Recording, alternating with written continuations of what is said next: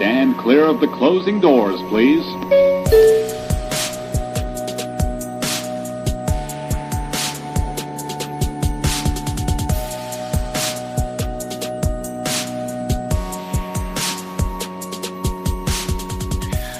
Oh, surprise, surprise, we're back. If you see us wearing the same clothes, it's because we're recording right after seeing episode 2.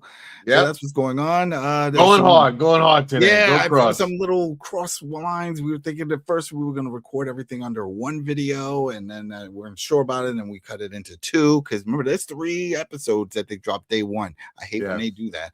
Because a lot of people don't watch all 3. They don't watch it. They jump into one and like, all right, I gotta go mow the lawn, go to the grocery store, whatever. I'll be back later. I'll watch it. Yeah. But anyway, here you go. You'll see. We'll release the video on 3 soon enough. Yeah. So there you go. Hurry. Here we go. So episode 2, season 2, Scatter. Here we go. We jump into it. We see back at the house with Alex Cross, and he's with the kids. The kids are talking back and forth about the whole phone situation. The brother's cracking jokes. Oh, you just want a phone to call. Was it the Gap 2 kid that she likes? Like, so it's just the girl sitting there eating cereal, right? And the brother comes in, and she immediately asks the brother for the phone. He's like, "Why? You just text that kid yesterday." So already she's trying to text boys on a phone she don't own. You know, so and that's it. And the dad Cross walks in on that interaction, and Dad was right. He said he was concerned, social media and all that stuff, and interacting with boys. You shouldn't be using this for boys, the whole thing. But anyway, it's done. What's done is done. He's got the phone. He gives it like, oh, this is the biggest, the best. Like, what about Elle? I thought it was gonna go away. Elle couldn't make it. So I just dealt with this, you know. Yeah. So it can't happen.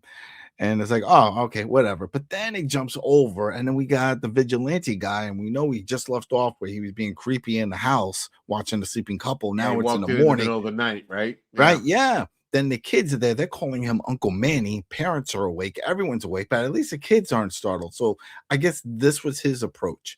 Well, you can see that the parents are under pressure. Oh, yes. Dad and mom look like, oh my God, like, don't. Yeah. And the kids are oblivious. They're like, thank you, cousin Manny. And you're like, oh boy, this is not a cool scene. I can tell. Yeah, it's not cool, but it looks like shout out to Vigilante guy for having everything calm. Because most people would be panicking, freaking, crying, not understanding, at least for the parents' perspective. Yeah. But I guess that's why he went straight to their room. And for them to wake up with this guy just in there, and he had no mask on. So not to scare him. It's like, I don't want to scare you. They don't care. I feel like they're in it to win it, you know? I'll say this. I get the feeling from him, the character, that he's some sort of like ex-special ops or something like that. Because like in all these situations, these kill situations and everything, he's got this cool, calm, collected, I've done this before kind of vibe, you know? Yeah. Which makes him dangerous and a little bit more scary. That's the scariest part, right? When they're calm and collected, because you're like, oh wow, you're not a noob. You've done this before. You know, that's the concerning part. But he's like, all right, mom is off to work. He's like, yeah, that's great. You know, we're gonna hang out here with the kids, you know, and dad, you know what? Come on, kids, dad, let's take a picture. You know, mom's phone, all that. Yay, there you go. Have a good day at work. Bye. We're just gonna be here hanging out. Holy moly. Again, shout out to the dad. And I'm just like freaking out at that point with all of this. We don't know much, you know, from the viewer's standpoint when we're watching. It's like, but we know just right off the bat and what we know of Vigilante guy.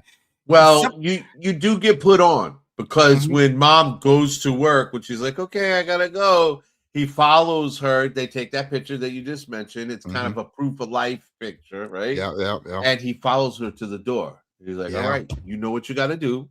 Go to work. Meet the person I send there, and go to the. Just you know what you got to do. He doesn't dispel too much. No, exactly. You know that he's tasked the wife. Do what you got to do, and all this ends nice and smooth. Right. Don't worry. Don't stress. It'll be great. So then we jump back to Cross. He's driving. He gets a call from John. John is still stressing over this whole thing. Can't sleep. All this stuff. And he says, "Did you know? You know, Nana, which is the lady that takes care of the kids, and I guess was also a big part of both of them, raising both of them. I knew about the whole thing with the kid. I didn't know about the John. I guess I blanked on well, season they're trying 1 to on give that. you more of John and Alex Cross's past, them having been friends all this time. Now they're partners. But yeah, he basically says, well, I just don't understand why Nana never told me.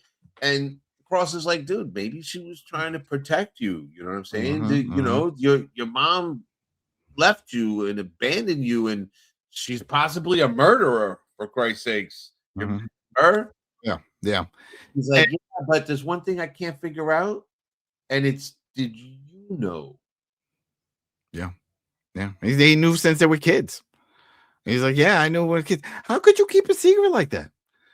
My kids can't keep any kind of secrets. I can't imagine If you were 8 years old, no, right, and we were hanging out, you it. think you could keep that? Yeah, no, man, I'm telling you everything. While we're playing, skelsies on the floor. Oh, by the way, you know what I know about your moms? Whoop, there you go.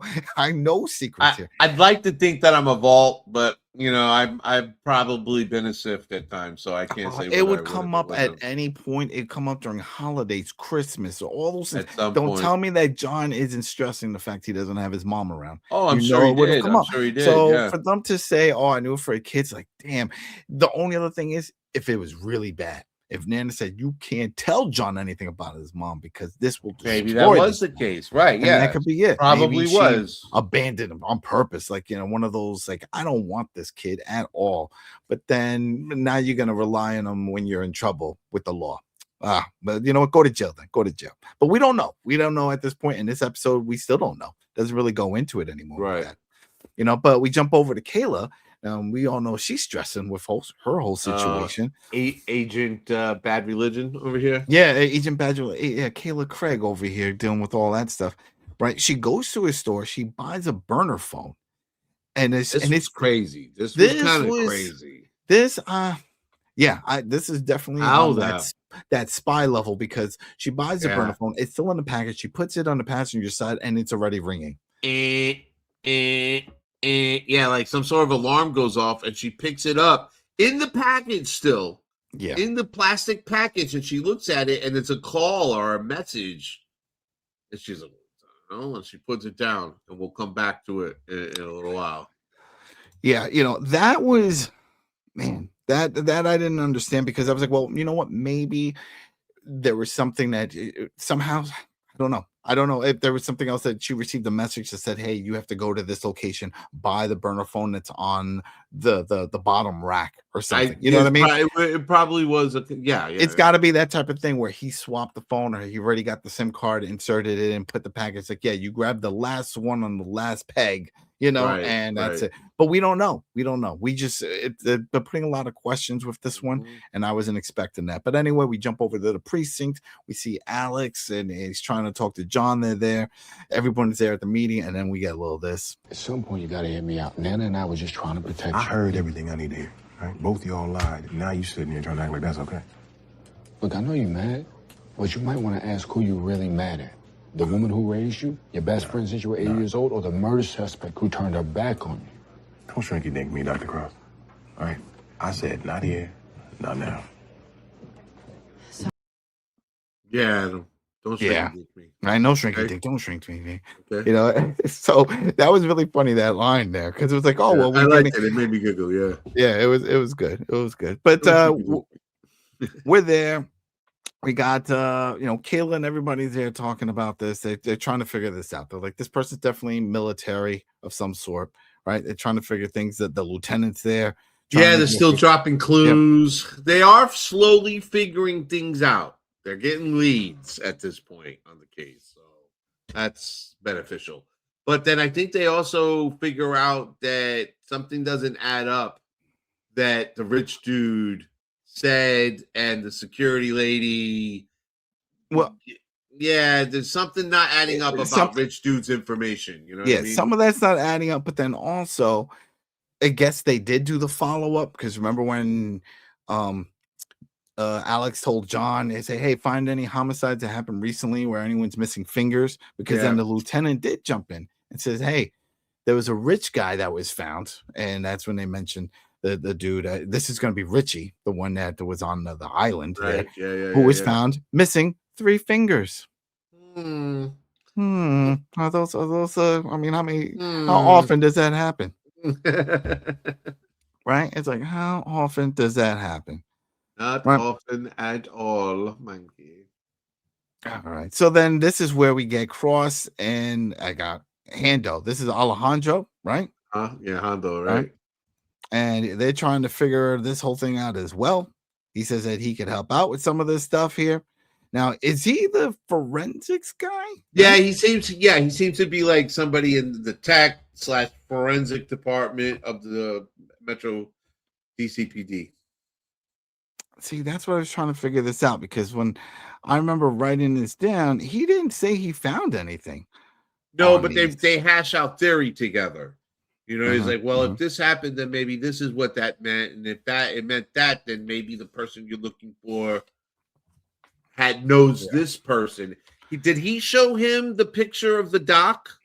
Was it him? Was it Hondro that was like, oh, he contacted this doctor or something, right? Not yet. Okay, that comes up. Yeah, because I was saying, I know when we get to that, it wasn't there yet. But then, I was just, this whole little party, I was just trying to figure out like what part Alejandro or Hondo plays into all this. But hey, put in the comments if you remember the whole thing with Hondo. But then we jump over to Beverly. That is the mother's name of the family that vigilante guy is holding hostage back at the house. She shows up at the bank. We find out that she works at this bank. Right? She's like a bank manager or some sort, and then she's assistant bank manager. Assistant bank manager. Right? There's another woman that's there, and they greet each other. It's like, oh hi, I think that's the lady said Isabella or something like that. Or Isabella with the Spanish last name, Isabella Gajando or something. Right, exactly. She says she wants to see the private vault, the safe deposit box. You know, can we go over there? And it's like, okay, so yeah, let's go over there.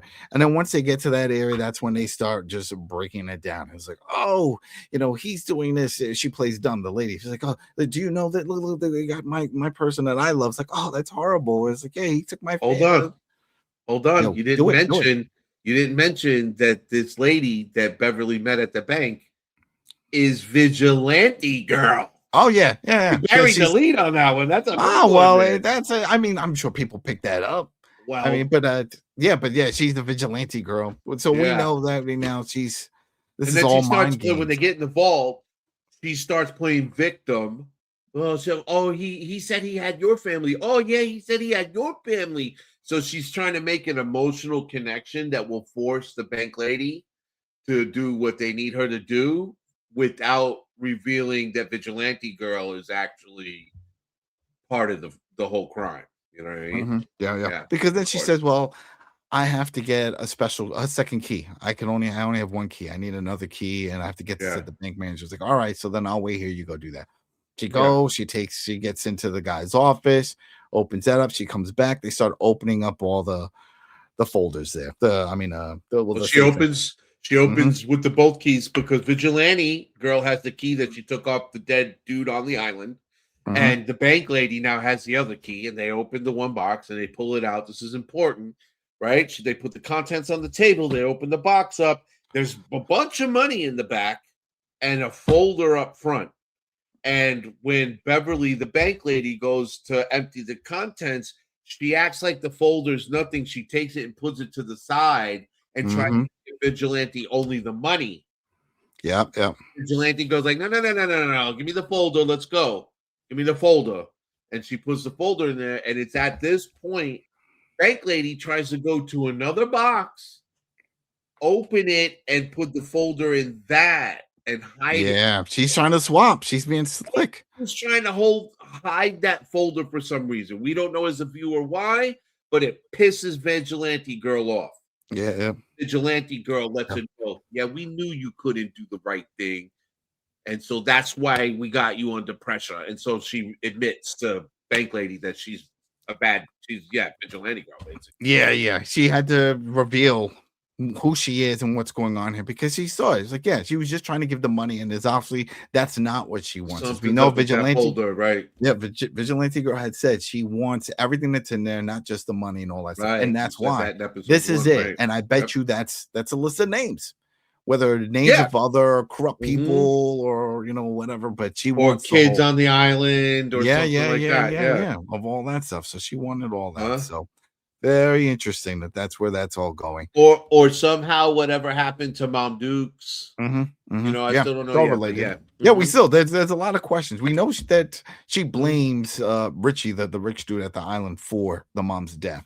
So we'll see how that whole thing pans out. Right. So we get Cross and Kayla. They went to go visit Lance again. Right. We need more questions. And they're like, hey, you sure you don't know anything going on around all this stuff? Because this dude that's missing the 3 fingers, another rich guy here, and it looks like you were chummy with him.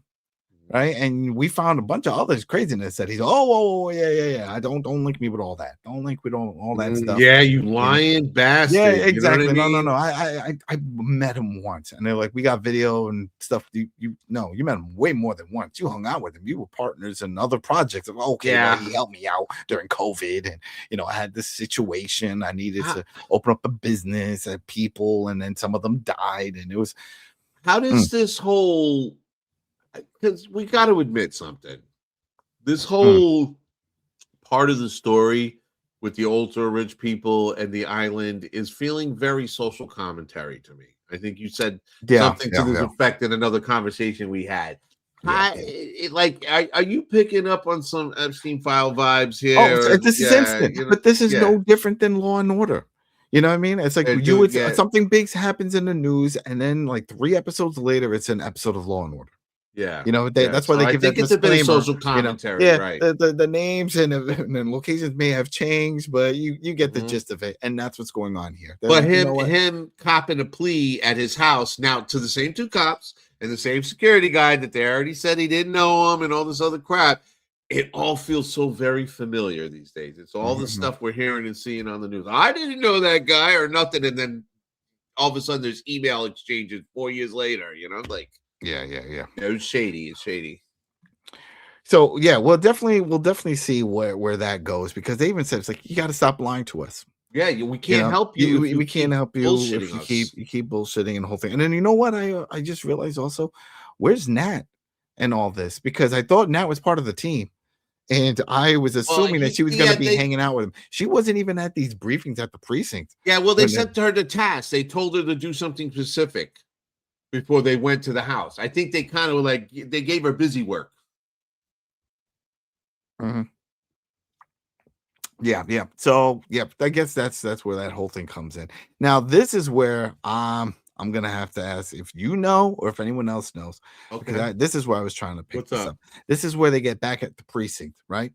John is at the police station, and then he starts talking about, this is where that doctor comes in, Mackenzie. Right. What was her? But this is the doctor, and I was trying to figure out, how did he know about? So he walks back in the room and he's got a folder in his hand. And He says some police stuff. Listen, I spoke to this guy about blank from the X department, and we were able to figure out. I think they pulled phone records or something like that, and they figured out what. No. I was just gonna say, because it seems like it's linked to the guy from the video. Remember, because they said, well, they were able to find a connection that he had a therapist. He was in it, and then they can track the therapist, and there was some kind of the people, I guess, were assuming in the hospital there was some kind of romantic connection with the 2. Right. Don't forget, this whole time you got Alex Cross and Agent Kayla, right? And they're looking for this guy who stood up in the audience and screamed at the billionaire guy, the rich guy, "You're a murderer, you're a killer." That's the guy. Right. And they're assuming he's the killer. But again, I have to say this. I said this in the last episode. Zukov. Yeah, we know it's Vigilante Girl and Vigilante Guy. So it's a confusing story. They literally got the cops chasing. It's a wild goose chase. Well, yeah, it's definitely getting there, but we know, I mean, we're peeking behind the curtain. Yeah, they don't. So I guess if we were in their shoes, we're just following whatever we can. But I just found that interesting, that about of all the things they can discover from this guy is that he was in a hospital, and then this therapist, hospital records, with the records, and that's how they found him. Yeah, and so they're like, okay, so they go and they pay her a visit. Right, she's there. they say they start asking questions. I think she said Ronald or Reginald or something like that. She tells them they show up with his folder and she's like, oh, Ramos. you know, patient, client, you know, doctor, patient, privacy or whatever. They're like, yeah, listen, we're not here for you, so stop reading us the riot act, right? We know that you know this guy, and we already know that you just tried to lie to us and say you didn't, right? Because look, bam, we have a picture. What's his real name? Because until that moment, they only knew him by some sort of nickname or something. And she tells them straight up, his name is Victor Ramos or something to that. I know his last name's Ramos. And she admits to having been his girlfriend at some point and that she felt he didn't belong in the insane asylum to begin with. And that, yes, he was a little paranoid. And she makes him out to be an outlier. Oh yeah. He's a special one. Oh yeah. He was here for the wrong reasons. But you know what? I don't kind of contact with him. Yeah, I don't know how to get him. Yeah. That's what she tried to say, that she doesn't know how to contact him, and that last she knew he was in Chicago. Yeah, that's what she said. She knew, right? But then Kate, during this whole thing, she gets a call. Well, I'm calling Kate. Kayla. She gets a call. She's like, I'll be right back. I gotta go. She gets in the car. It's a FaceTime because this is on the burner phone. Right? Yeah. Remember? You and this look is at it. the burner phone, you're like, oh, shit. Yeah. This is the burner phone. Here we go. Yeah, and this one actually connects to a meeting.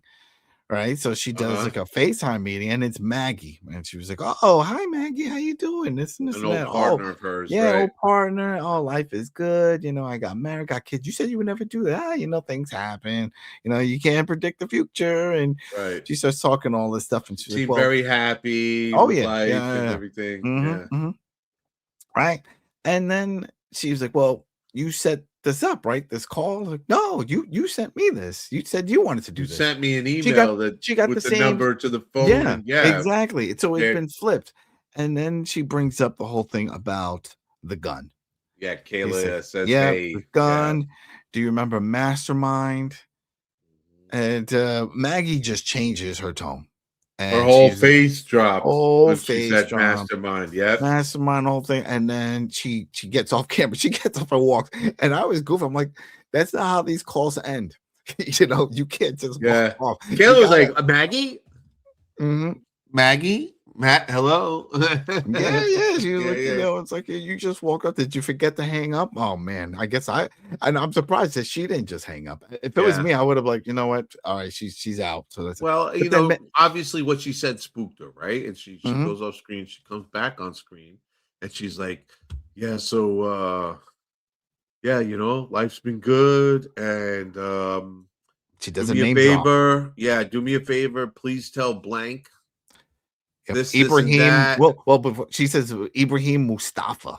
Right. Like, she brings up if anybody knows about the gun, it'll be Ibrahim Mustafa. And Kayla starts going, all right, Maggie, but what are you doing? What are you talking about? What are you doing? And she goes, listen, if you think that Mastermind isn't going to start clearing the table, wiping the board, you're crazy. He put us on this Zoom call together because he plans on eliminating us. This is the kind of person Mastermind is, you know? And you can say the rest. Yeah, and she offs herself right there on camera. Takes a gun out of the bag. That is a little bit too far. Okay, there was a disclaimer at the beginning of the episode. No, yeah, ladies and gentlemen. Disclaimer. When we saw, and if you want talks about suicide and stuff like that. You know, but it was just for the show. I mean, the fact that she planted all the early parts of the conversation. Oh, married, kids. Oh, I didn't know you were going to do. Yeah, I did it. Life is great. And then she hears this. Oh no. You know, scared. It was clear she was scared. That's beyond scared. That's to the extreme. At least take some precautions. But like, you know what? I moved. Maybe he won't find me. But then again, he did find the number. He knew where they were. He knew exactly where they were. He knew. But I mean, they did not play games with that. Like, they show you on the show. She takes a gun out of the bag. Oh yeah. But it was done. It was sad. It was crazy. Yeah. Kayla starts hyperventilating in the car. You know, she starts crying, and of course, life goes on, right? Yep. Alex knocks on the window. He's like, "You okay?" Gets in the car, and she's got to explain herself.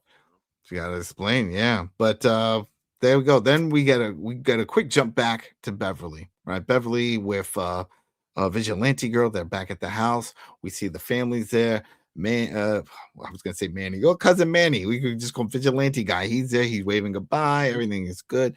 And yeah, he's letting the pops and the kids go, and he's acting like, all right, cousin, see you later. And he crosses the driveway and gets in his own car. And from a distance, vigilante girl and Beverly are in a minivan watching, right? And then she says it. Vigilante girl says, like, your kids were never in danger. That's not what we're about. This is about you and about the things that you did. And then she was like, what do you mean? I didn't do anything, this and this. And then we just play this. Didn't know what? Your name's on the flight logs. You made cash payments to the man you knew was trafficking young girls for Helfig. That is why you rummaged through the safety deposit box. You wanted to make sure nothing incriminated you.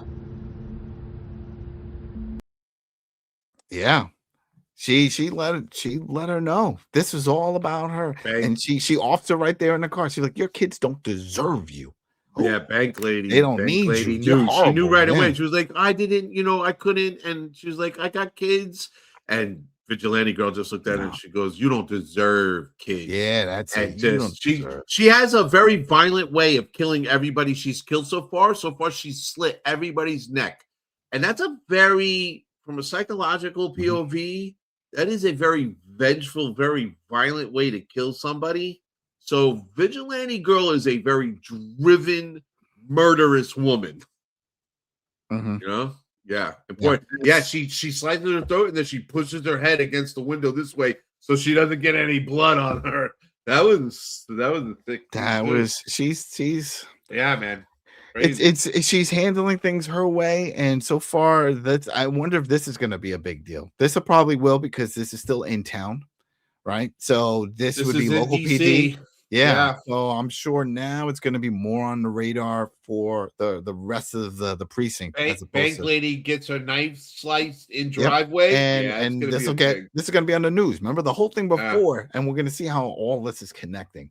The case that Cross and Kayla are on, that the director wants to know press, keeps us on the DL. It's like, well, that's not going to happen much longer because of this, the bank lady and all this stuff going on. I think once dots start getting connected and they and the FBI and the Metro PD realize that all the victims of this case are related to Rich Guy and the Pedo Island and all the bank lady and this guy, it'll all start coming to fruition. Yep. We get a quick meeting with Cross and L. L finds out. She's like, hey, you said you didn't want me coming. You told Elle a story. I mean, the Jenny a story about me not coming. It's like, yeah, shopping. Yeah, I had to. You know what? This isn't gonna work.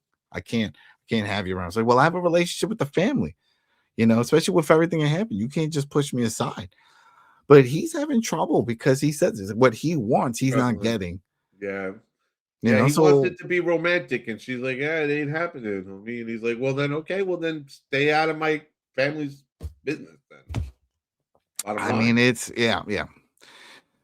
And I don't know. I don't know how you go about doing that, because he keeps saying he wants a second chance. And it's like it leaves at that. So we don't know what she's gonna say. I predict she's gonna be still part of the show.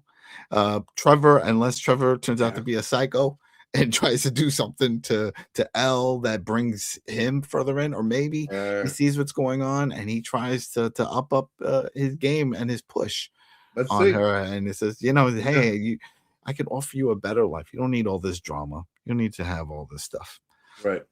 But we'll have to see where that goes. All right, so where are we at now? We're with all right, John. Back at the precinct, like you said, with the other detective lady, and he says that the prints match the mom. Yeah, so it's she comes in the room and says, "Hey, just so you know, the prints on the gun match your." And she doesn't say it because she's trying to be nice to John. I think everybody around in the precinct is hearing and figuring out that the lady said, "Hey, I'm John's mom."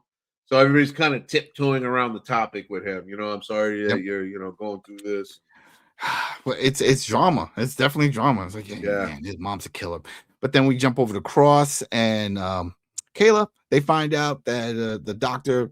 Zukov has purchased a ticket to go to Chicago, going to Chi-Town. So then they're like, well, we're going to Chicago then. Let's off and go. And then they threw a big banner, Chicago. Yeah, well, you're seeing the doctor travel, plane, taxi, subway. A lot of shady stuff, finding sneaky stuff, right? The new little going through vending papers and finding. Yeah, she went in one business. She went into a business on one street, walked all the way through the business, out the back door, through an alley, in the back door of another business, and through the kitchen and out into a dining room front. So clearly she's acting clandestine. Yeah. Doing a little shady stuff. She gets into the diner. She sees the guy. He greets her.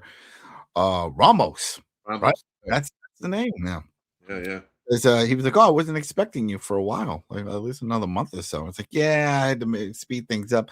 We have some cops came over asking questions. And cops? What do you mean, cops? And he gets all angry, right? Oh, yeah. He doesn't understand what's going on. Like, but you can tell they're actually in love because he checks himself right after that. Like he loses his temper and he goes, oh, all right, look, I'm sorry. I didn't mean to yell. I'm glad you came to give me a heads up, but this is not good. If the cops are asking you questions and they know my name, this is not good. And he goes, listen, I'll tell you what, just order some food and everything. I'm going to go to the bathroom. I'll be back in a minute. Yeah. And at the same time, we got Kayla, the cops, the local cops over in Chicago helping with Cross and Kayla. Yeah, everybody's there. They got agents, cops, everybody's waiting. They got everybody, but they don't have anybody in the alley. Really? You got everybody facing the front like this? Because they know they're inside. Like, is it taking too long? Like, they're seeing them in the window, so they thought they had it under control. But yeah, homie got up to go to the bathroom. Yeah, come on now. Like, that's it. He instantly knew. He was like, wait a minute. And you just get this visit from the police, and then you hightail it out to Chicago, I'm assuming, just the next day, right? It's like, they're following you. So he breaks out, and they immediately, once he doesn't come back from the bathroom right away, Kayla and Alex Cross start talking to each other. She's like, go in, raid the place. And he goes in, runs through the place, and comes out in the alley and looks both ways and catches the last little bit of Ramos running away and dipping around the corner. Right? Dips around the corner. Yep. Cross chases him down. They see, oh, he went down into the subway. So then they head down in the subway. They check the train car. Man, shout out to the cleaning crew out in Chi-Town, because those are some clean trains I've never That seen. wasn't a New York subway, right? I tell you that right now. That was clean. Everybody in the cars were very respectful. When the cop was walking around pointing their gun, looking for people, people would be screaming like crazy. Yeah, by the way, I call bullshit. Chicago subway is not that clean. It can't be. I've never been. I've never been, but hey, if you have and you know that. They look shout legit. out to Chicagoans. We're not trying to disparage your subway system. That's clean. Not too clean. You know the deal. You know the deal. Too clean. But then they're like, you know what? Wait a minute. He's not here. He went through the tunnels. Let's go into the tunnels. Yeah. Right. So then they go in the tunnels. They turn on their flashlights and stuff. Now it's getting creepy. I got all nostalgic. Yeah. It's like, oh, tears in my eyes. So we're walking through the tunnels. Oh, yeah. Right. I was such a dumb kid. So then so dumb. What was I doing? I was like, Smith Knight's out there. So bad. So they're walking through the tunnels, they're pointing around, they're looking, and we're seeing from Ramos' perspective. We find out this is where he has his little shrine. He's got a little subterranean headquarter down here, right? Just like Vigilante Girl, he has his own setup, and he's got the fingers. Back to Vigilante Girl in episode 1, you put me on just a little while ago. Yeah. I forgot she had an altar and that she did the whole Santero pray thing. And now in the subterranean headquarters, you see Ramos has an altar and like a Mesopotamian, goddess. She kind of looks Aztec or something, painted on a mural, and he prays. And you see right there on the altar another container with. Yep. So they're looking around, and he's setting up a bomb.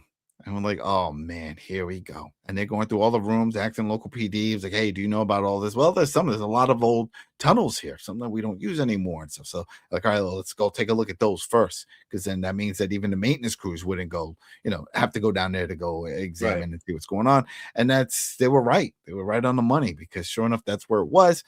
And he sets up a bomb right next to the door area, and then he sneaks out through the back. They start banging on it. We're like, oh, the timing.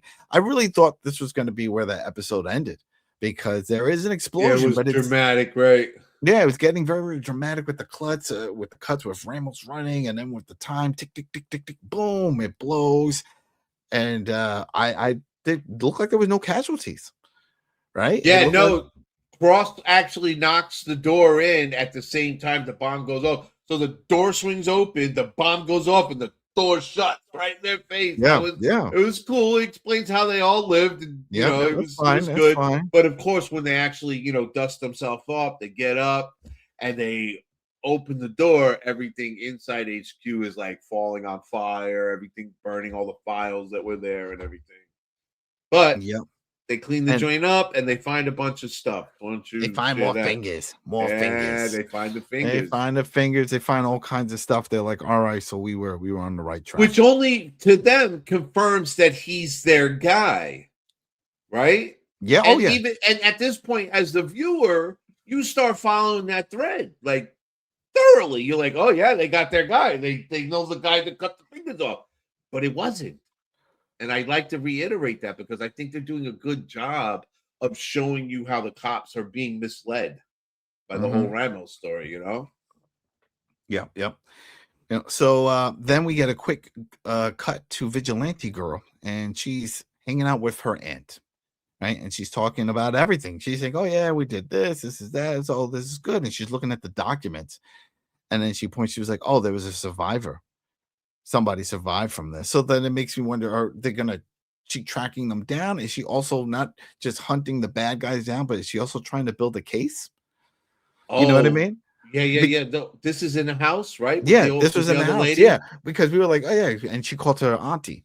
So what you need to mention is that auntie is the same lady that she showed bank lady in the picture on the phone with vigilante guy, trying to make it look like vigilante guy kidnapped auntie. So even auntie is in on whatever this is happening here, the crime itself. Yep.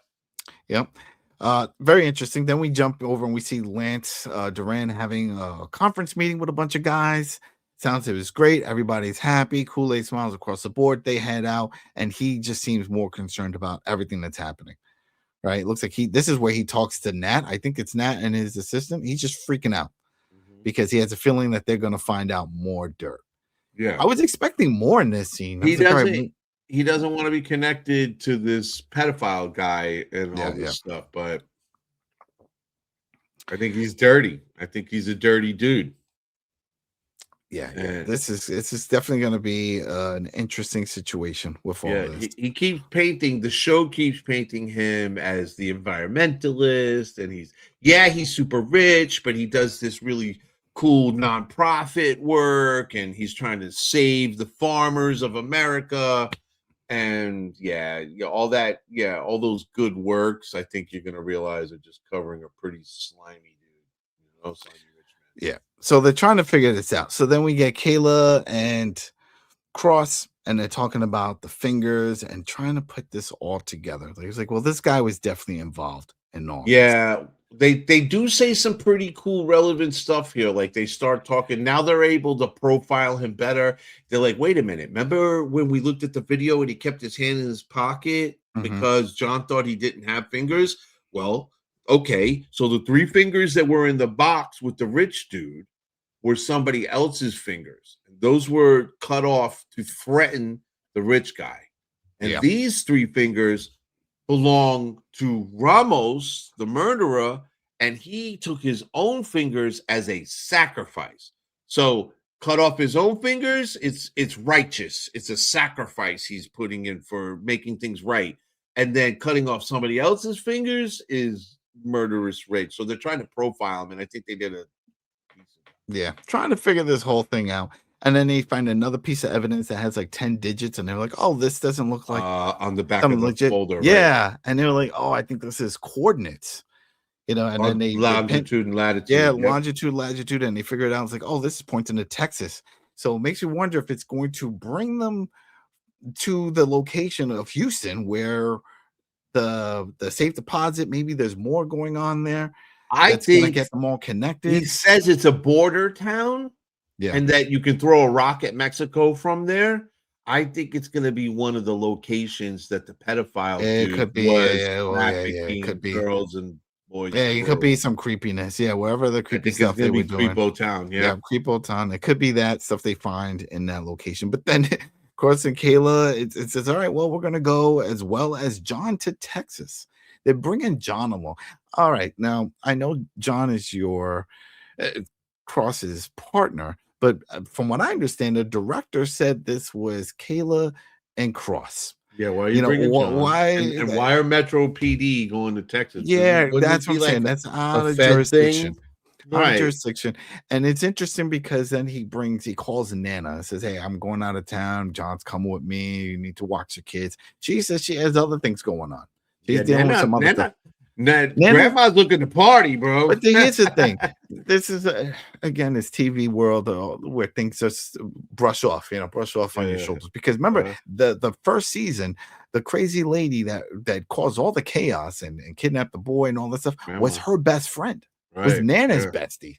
So I'm really surprised that Nana isn't more just reserved and cautious, and like, I'm just staying with the family. You know what? You need me. You're going out, whatever I'm doing. But no, she's like, no. You know what? I'll just call Al. She's telling Cross that your best bet is to have Elle watch the kids. The kids love Elle, especially your daughter. She's young, energetic, and available. I got something to do, and he doesn't want to deal with Elle. No, you just saw that scene. But she's busy. It's just so funny that Nana would just brush it off. I'm like, nah, let Elle take care of the kids. Yeah. Really? I mean, no. From Grandma's perspective, though, it makes sense. From Grandma's perspective, she's not concerned about Elle and Cross having a romantic thing going on. She just knows that the kids like Elle. Maybe Elle to watch the kids. Or maybe that's it. Maybe this is how she's forcing it. She's like, no, I saw this whole thing about with the cell phone and you brushed her off saying that Elle is business. Now I'm going to make sure I can keep pulling her in to your life. So then that way this relationship happens. You know what I mean? That she could be trying to pull that as well. Imagine Grandma Nana is actually the big villain. She could be in full circle. Right. All right, so then after that we get Kayla talking to her boss and says, hey, Maggie off herself. This isn't good. I need help. Can you get me some backup on this and help me figure this stuff out? He's like, no, man, I told you. This is all you. Stop calling me. You're on your own. She's like, she asked him, she's like, I need protection at the house 24 hours. Yeah, I need 2 extra people. And he's like, you ain't getting shit, dude. You're on your own. I told you from Jump Street. This was Spec Ops. This was dark. You are on your own on this. So figure it out. Yeah, no. And it was like, all right. The next scene makes perfect sense now. Kayla comes clean about all of this to Alex, to Cross and says, hey, at a diner. And then he was like, all right, if you need help, I'm here for you. No, I got this. Well, what? You just finished saying that you need help. Multinational super spy. Yeah. Uncle Sam special, she called it. It's like all this stuff. And it's legal until it's not. That's what exactly. Said, yeah, but then you go and you tell him. Why even tell him if you're not going to? You don't want his help. Accept his help. I mean, what can he really do to help? Is just I don't know. I mean, they're already on this other case. This is a whole secondary case now. How he could help is his connection with Akbar. Right? They work at the same precinct. Maybe he could get a hold of the weapon itself and make that disappear. Because then she doesn't have possession of that. She has the documentation. No, didn't she? She didn't get the gun? I thought she got the gun. I thought she had it in a plastic bag at one point in the second episode and showed it. He had it. He had it in a plastic bag. Right. But then she said, all right, you could send me any info you got. He's like, oh, will do. but I don't. Hey, put in the comments. I don't recall if she actually handed off. Because if that's the case closed. What is she worried about? She's in possession of she's the worried the smoking gun, mastermind is going to kill her anyways. He obviously was in Maggie's head so much that she committed suicide on Zoom. You know what I mean? So she knows mastermind's coming for her no matter what, whether she had the gun, got rid of the gun, whatever. She knows. Yeah. But then the last part of this episode gets interesting, and I'm surprised I didn't have this written down. I thought I put this in my notes. But we see that Kayla goes to the prison, and she's visiting the person that she arrested from season 1, the bad guy that was running around. And not the super bad guy, but he worked with him. He worked with Fanboy. Right. And to doing and all the shady stuff. And he was all about creepy money too. That guy. He was creepy too. He was singing the plants when they were all dead, right? Well, he's alone. He don't get to talk. He don't get a lot of visitors, but she says, hey, I need your help. I need you to help me with something. He's like, all right, here we go. So I guess that it's going to be one of those where they take him out so that way he can help solve whatever issues. They get the psycho from jail to help them catch the psycho that's not in jail. I'm just curious to see where he fits in this. Why is he involved unless he knows more about Operation Bad Religion? Right? There has to be some connection with that he knows, because again, we don't know everything that's going into all that. Or maybe because he was a man of the streets, remember? He knew a lot of people. Maybe he knows Mastermind. Maybe he knows where to find him. Either way, I think it's more about intel and what he knows. And she's going to pull him out and bring him on. Out. Yeah, I guess so. Is he also taking a trip to Texas? Is that also happening? Because remember, who the hell is not going to Texas? At this point, who's not going to Texas? Elle's not going because she's babysitting the kids. Amanda's going to hot night, bingo night. Ramos might be there. We don't know. Yeah, Ramos. Yeah, I don't know where. Doctor might show up chasing Ramos. Well, we do know is that Vigilante guy and girl are in Texas because they have everything from the vault. Right, from the safe deposit box. So they're there. So there's a good chance in episode 3 they will interconnect with Kayla and John and Cross, and then we'll get that whole thing. Somehow Ramos and Vigilante Girl are connected. You think they're brother and sister? I do. They're both Latino. They both speak Spanish, right? Yeah. Okay. And they both have similar, like they both pray to an altar. Right, it was both Mexican god Santero kind of thing going on. I think they know each other. They gotta know each other. And what about Vigilante guy? Where does he fit? Is he just a helper, or is he? I think Vigilante guy is family. I think he's cuz. I think he could be a brother. Right. Maybe Vigilante guy, Vigilante girl, and Ramos are 3 siblings. Like it's only reason why I bring that up is because when Vigilante girl was hanging out with her aunt, she never brought that up, and the aunt didn't even ask. Didn't say, how's he doing? Doesn't care. Yeah, that's nothing to weigh it against. I don't think you know what I mean. It's like, especially with everything going on. I'm just saying, family, usually older family, when they go to see you, hey, how's you and how's your brother? And how, you know what I mean? They go down the line, the roll call. So, especially knowing that she just completed this operation and did all this stuff. It's like, well, I'll tell you what. Let's leave it to the public. What do you guys think? Do you think they're connected somehow with the whole altar and praying thing? Yeah. How are you feeling about this episode, this season so far? It's interesting. Some of the stuff with the L and all that stuff. I don't know. It's a trope that we've seen in so many cop dramas that it's like I don't care about that stuff. I just want to see the crime and see how he solves it. And let's just focus on that. I would have liked if he was a strong, quiet type. And if it was like a little bit like, how come he doesn't pursue this relationship? It's like he doesn't have time. He's stressed. He's dealing with these crazy cases. Now he's got a partner from the FBI who's got a whole other case of drama that he has to help out. He really doesn't have time to think about all this. But this is an interesting dynamic because he has smaller kids. There was I brought this up before. Law and Order, Organized Crime. You got Jason Stabler. It's a standalone. We all know Jason Stabler from CBS. Well, he had kids. He had like 10 kids or something. It's a ridiculous amount of kids in SVU. They always talked about that.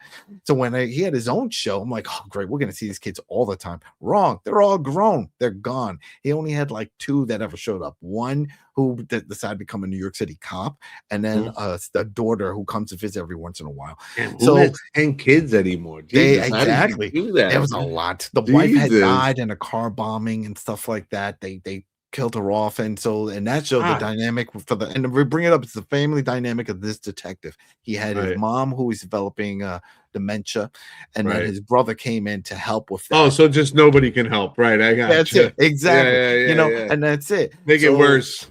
Exactly. But then in this situation, you have a detective with smaller kids. He can't do that. He can't developmental age, right? Yeah, so it's like, I listen. You know me from working with me so far. It's episode 2. I have faith that the writers will intertwine We'll the see. storylines, and it'll pan out okay. And I think the writers were aware of this too. They're like, it might be a little bit of slow burn, a lot going on. How do we pull them in? Drop 3 episodes on the first day. Hopefully they can just let it just keep rolling through, and then it'll all sink in and it'll pull them in. I'm assuming episode 3 will at least tie things in. But man, we'll see where it goes. I'm interested now to see what's going on. It got me. It got me hooked. It finally reeled me in. I'll admit. Vigilante episode crew. 2. Yeah. When do we do in episode 3, Adam?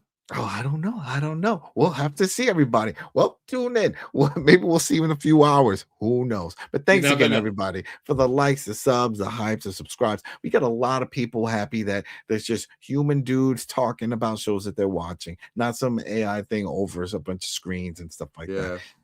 We get it. Everybody each their own. If that's their method, but that's not ours. We keep it old school. Well, we appreciate you. Thanks. Yeah, thank you. All right, everybody. We'll see you next week or maybe in a few hours. Yeah. In fact, I think it'll be a few hours. For episode 3. All right, everybody. Peace. Deuces.